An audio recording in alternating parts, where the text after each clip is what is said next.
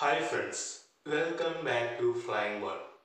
Last వీడియోలో మనం Flipkart account ఎలాగా క్రియేట్ చేసుకోవాలో చూశాం కదా.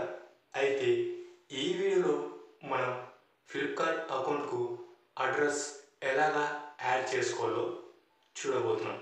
ఒకవేళ మీకు ఫ్లిప్కార్ట్ అకౌంట్లో అడ్రస్ ఎలాగా యాడ్ చేయాలో తెలియకపోతే ఈ వీడియో చూడడం ద్వారా మీరు ఎలాగా యాడ్ చేసుకోవచ్చో తెలుసుకోవచ్చు. సరేనా? ఇప్పుడు మీరు ఫ్లిప్కార్ట్ అప్లికేషన్ను ఓపెన్ చేయండి. ఓపెన్ చేసిన తర్వాత మీకు క్రింద అకౌంట్ అనే ఆప్షన్ కనిపిస్తుంది కదా. ఈ అకౌంట్ అనే ఆప్షన్పై క్లిక్ చేయండి.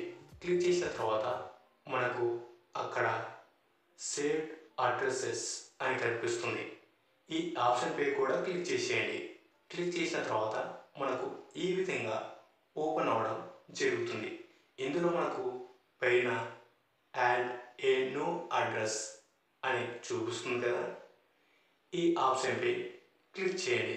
క్లిక్ చేసిన తర్వాత అప్పుడు మనకు ఇలాగా మనకు సంబంధించిన అడ్రస్ ఫిల్ చేయడానికి కొన్ని డీటెయిల్స్ అయితే అడగడం జరుగుతుంది.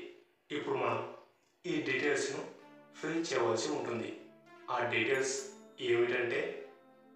ఏమిటంటే ఇక్కడ చూపిస్తుంది, చూద్దాం.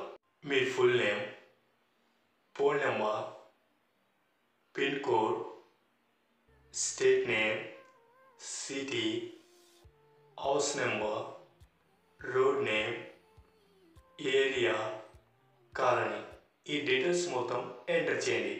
ఎంటర్ చేసిన తర్వాత మీకు క్రింద టైప్ ఆఫ్ అడ్రస్ అని అడుగుతుంది కదా.